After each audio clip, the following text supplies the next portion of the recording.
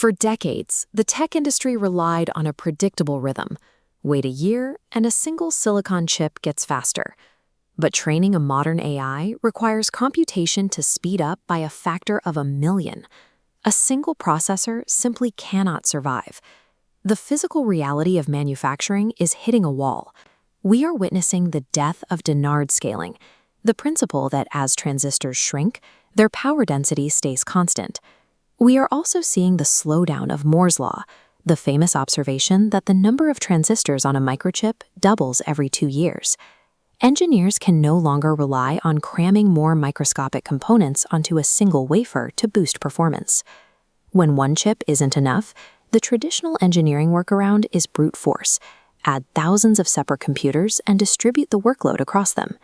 This diagram illustrates a mathematical trap called Amdahl's law. Amdahl's law dictates that the maximum speedup of a system is limited by the portion of the task that cannot be distributed. When you break an algorithm apart and shard the data across thousands of machines, the networking cables, the central processing units, and the cooling infrastructure all become physical roadblocks. The data payload loses speed as it waits at network transfer nodes. Because distributing the problem creates these crippling inefficiencies, simply adding more computers to a server room yields rapidly diminishing returns. To advance AI, engineers had to completely abandon the historical definition of a single computer. NVIDIA's solution is a process they call extreme co-design. Instead of optimizing a standalone graphics processing unit, or GPU, they expanded the physical boundaries of the processor to encompass the entire server rack. Take the company's Vera Rubin pod. A single rack houses 1.3 million individual components. To manufacture just one of these units, NVIDIA has to coordinate the logistics of over 200 distinct suppliers. To bypass the networking delays of a traditional server farm, NVIDIA engineers the memory, the optical cables, and the liquid cooling systems simultaneously.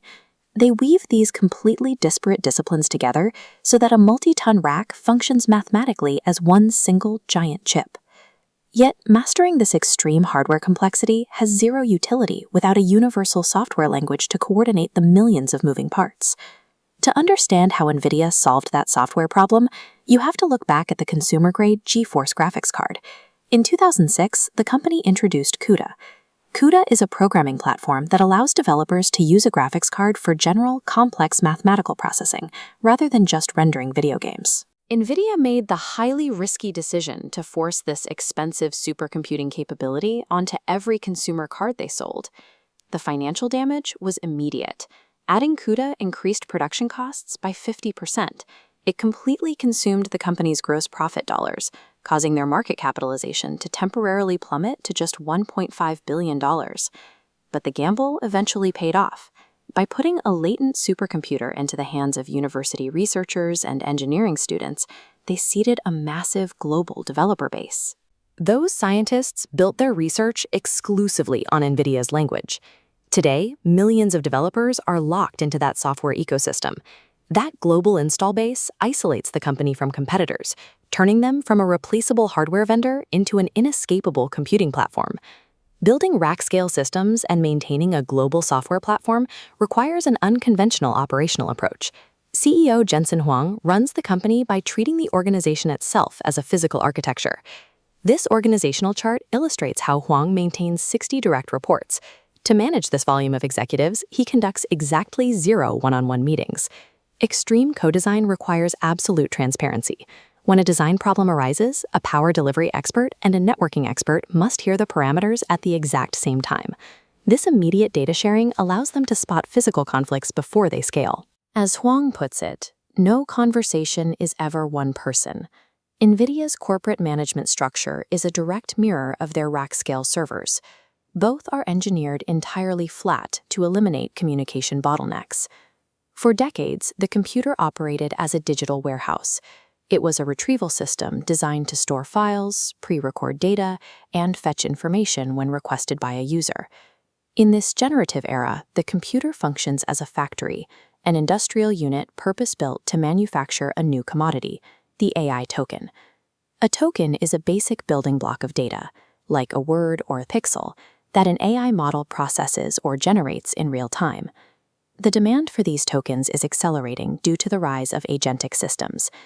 Agentic systems are AI programs that can independently use tools, browse the internet, and spawn sub-agents to solve complex problems without human intervention. These digital workers operate continuously, driving a limitless need for token generation.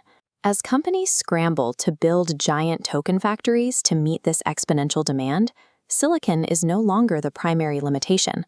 The ultimate bottleneck to human computing power is now raw electricity. Massive AI factories require hundreds of megawatts to operate.